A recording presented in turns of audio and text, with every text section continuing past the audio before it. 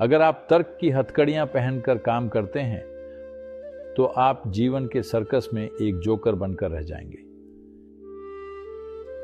ये जीवन कई करतबों का सर्कस है। जब मैं कहता हूं सर्कस, तो मैं ये किसी अपमान की भावना से नहीं कह रहा हूं। सर्कस एक बहुत ही सटीक गतिविधि है। एक बहुत सटीक गतिविधि को मनोरंजन के तौर पर इस्तेमाल किया जाता है, इसे ही सर्कस कहते हैं। यहां तक कि जानवरों को भी नहीं बख्शा जाता, उनसे भी आपके लिए करतब करवाए जाते हैं। ये ठीक है, जीवन इसी तरह की एक प्रक्रिया है। हालांकि अनगिनत लोगों ने यहां रहकर जीवन जिया है। आप उनसे ऐसा कुछ भी खास अलग नहीं कर रहे हैं जो लोग सदियों से करते आ रहे हैं। सब वैसा ही है। एक बार फिर आपको झूला झूलना सीखना होगा, नहीं तो आप सीधे मुंह के बल गिरेंगे। यही जीवन का स्वभाव है और तर्क एक सीढ़ी है जो आपको ऊपर ले जाती है। लेकिन मेरा यकीन कीजिए कि ये ऐसी सीढ़ी है जो वाकई कहीं नहीं ले जाती। ये बहुत जरूरी है कि आप अपने तर्क की सीमाओं को बिना देर किए जान लें।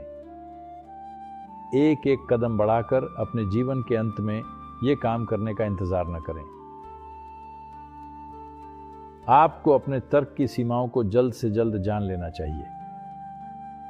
तब आप देखेंगे कि ये एक शानदार सीढ़ी है जो आपको कई चीजों के पार तो ले जाती है, लेकिन ये ऐसी सीढ़ी है जो वाकई कहीं नहीं ले जाती। आपके भीतर तर्क के दायरे से परे बुद्धिमत्ता का एक और आयाम है, क्योंकि तर्क उस जानकारी से आता है जो आपने इकट्ठा की है, और सबसे बढ़कर उस जीवन से आता है जिसका बंटवारा आपने अपने भीतर किया है। ये और वो, मैं और तुम, ऊंचा और नीचा, और भी बहुत सी चीजें।